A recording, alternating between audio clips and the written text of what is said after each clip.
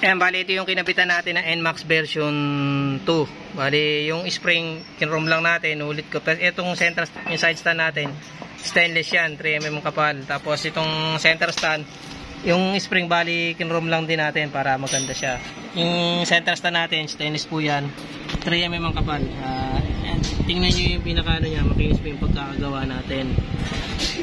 Tapos po yung sa taas nung pinapalitan na rin ito. Kita ka ba? Ayun, ayun, sa taas na yan. Tapos naka-C-clip na rin. Ayan. Tingin mo na sir, yung center stand natin, yan, para makita ko sa video. Yan. Killer switch mo muna. Yan, titestingin po ni sir yung killer switch. Yan. Yan. Pero kanina pa namin tinesting yan. Yan, center stand. Yan, importante dyan eh.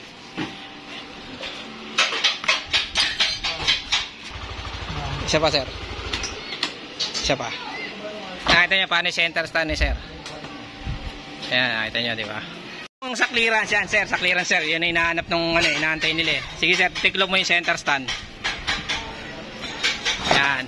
Kaya nakita nyo yung clearance namin, ganun na ganun din. Tsaka hindi po siya lumulundo. Yan. So sir, maraming salamat ha.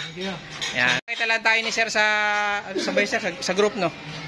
Ayan, bali, nirekomenda tayo. Ayan, sinend sa kanya yung link nung natin. Ayan, sir, maraming salamat from Santa Maria. Ayan, sa akin ko sinasabi sa video ko, may warranty po yan. Tsaka 3mm po yung kapal. Nakita naman ni boss bago kami nagsimula eh. Kaya sir, thank you ha. Boss, yeah, thank you ha. Salamat.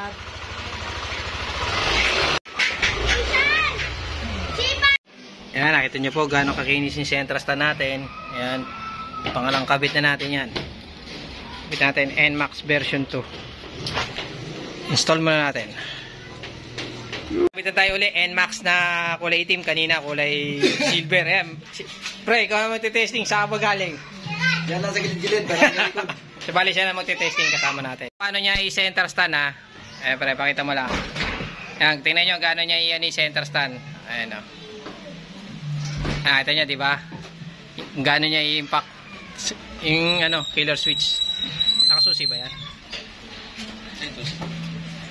Eh, di susi na alam namin. Sige, yan. Yan, okay na. Ayan. So, bali yung ginawa natin ngayon ay kanina, yung spring kinrom natin ngayon. Ay, patay mo muna. Yan. Yung ginawa natin ngayon, ay bali yung spring niya, stainless na talaga. Yung kanina kinrom natin. Bali, lahat stainless na yung pinakabit ng mayari. Yan. Tapos yung pinaka side stand niya, yan, yung sinasabi, yung killer switch niyan gumagana din sa likod, yan. Kasi yung stock size din yan. Bali itong center stand natin, yung spring din niya, stainless din yung kinuha na rin. Tapos itong yung clearance natin, dahil kung sinasabi, gano'n na gano'n din. Kasi yung sa loob niya, yan, maganda, makinis yung pagkakagawa. Ayan, tapos dito naman sa may pinaka-C-clip na siya. Tapos yung pinaka-ilalim, pinapalitan na rin yung stainless. Ayan, para iwas, ayan para iwas iwas pakat pag magpapalit ng gulong kabila na yan. Kasi ito yung pinagpalitan niya sa elbow. Ayan. Ito, ayan. Bulok na. Tapos pre, paba mo pre. Para makita nila yung clearance. Ayan, tapos yung clearance niya, nakita nyo, gano'n na gano'n din sa stock. Hindi siya labas. Ayan, bali siya ayun, okay na.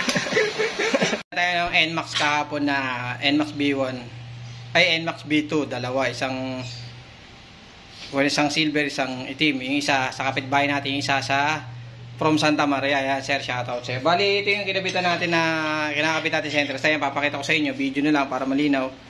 Ayan, makinis po yung pagkakagawa natin. Tsaka tigwell po yung gamit natin. Yan, nakaharapong gas tayo. Yan. Tapos kung ano po yung stock, gano'n na gano'n din. Lagi po sinasabi sa video ko yan. Kasi may mga moldy po yan. Ayan, naka-moldy. Ayan pa. Dami nating para nakikita nyo po. Yan. Kasi iwas budol. Kasi nabubudol yung iba. Kawawa naman sa mga ginagastos. Yan. Tsaka may warranty po yan. Tapos kung ano yung stock, gano'n na gano'n din. Tsaka yung tindig, gano'n na gano'n din po yan. Ito yung pinaka side stand. Yan. Yung side stand natin, yung nakahanta po yan.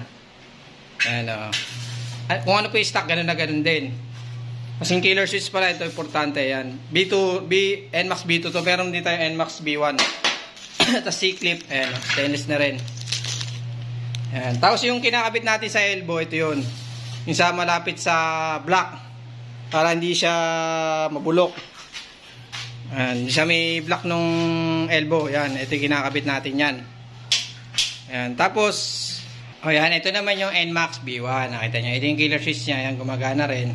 Stock na stock din siya. Kung ano yung size ng stock. Ganun na ganun din po yan. Ayan. Tapos ito po yung central stand ng NMAX B1 niya. Kita nyo naman po, oh. Maayos po yung gawa natin, pulido, tapos makinis po. Hindi po ako gumagamit ng welding TIG weld po, yan. Nakamolde po yan. Lagi po sinasabi sa video kung may warranty po yan. Tapos ito po yung mga molde natin. Ayan, oh. Ayan. Tapos yung kapal ng materyales, papakita ko sa inyo. Ayan.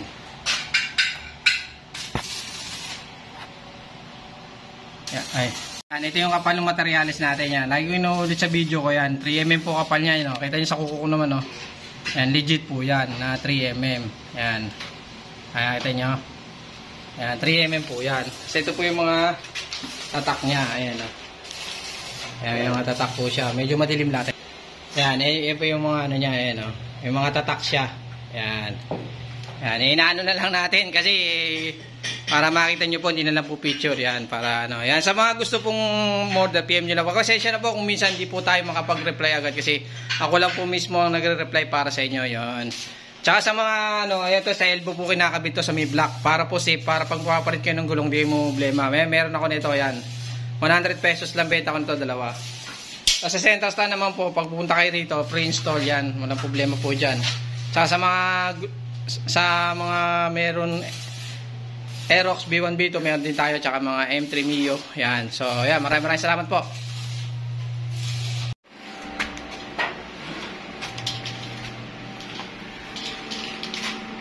So, bali may kinabitan tayo yung center stand, side stand. Sa center stand yan, ginawa natin ng paraan tong ano niya kasi naputol na yung pinaka ano niya, lagyan ng kawitan ng spring. Dali ginawa na natin dito ng stopper kabilaan. Tapos ito yung stopper niya naputol na kasi. Bali, Honda Beat to, Honda Beat, yan. Yan, so bali, yung customer natin si Sir, yan, pangalawang balik niya, Sir. Sa ano ka na?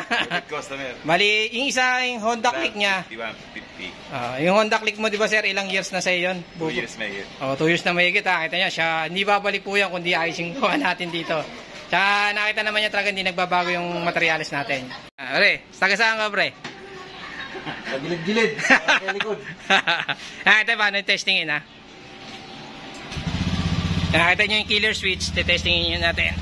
Ayan. Tapos yung makikita nyo yung spring, kinurom lang po natin yan kasi okay pa naman po yung stock niya para magmukhang bago. Pero to stainless po talaga yan, 304, 3mm ang kapal. Tapos yun, kinurom din natin to, pero to stainless po yan. Sige, center stand naman, pre. Nakita nyo paano nyo yung center stand, ha? Ayan. Ayan, gaano lang. So ito yung mga pinagpalitan yan, bulok na, kinating natin. Yan, dahil lagi ko sinasabi sa ano ko, Sir, may warranty po yan. Yung Honda Beat ng kinabitan natin. Boss, maraming salamat, ha. Tsaka sinasabi ko po, may warranty yan, ha. Yan. Mag-upload na naman tayo. Honda Beat. Thank you. Yan, bali dito natin, nakikita nyo, may paliwanag ko lang. Kinikikila namin ng konti ito kasi tumatama dito, yan, nakikita nyo. Pero ngayon hindi na. Yan, kinikikila lang namin yan. Yan yung issue minsan sa pag nagse-center stand kayo na ano, tapos ititiklop nyo, may tumutunog, yan yun. Ayan o. Itong pinakakanto na to, ayan, tuturo ko lang.